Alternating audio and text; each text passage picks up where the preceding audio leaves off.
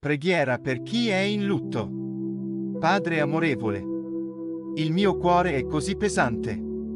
E il dolore della perdita è più di quanto io possa sopportare. Mi sento spezzato e vuoto, ma mi rivolgo a te per conforto e forza.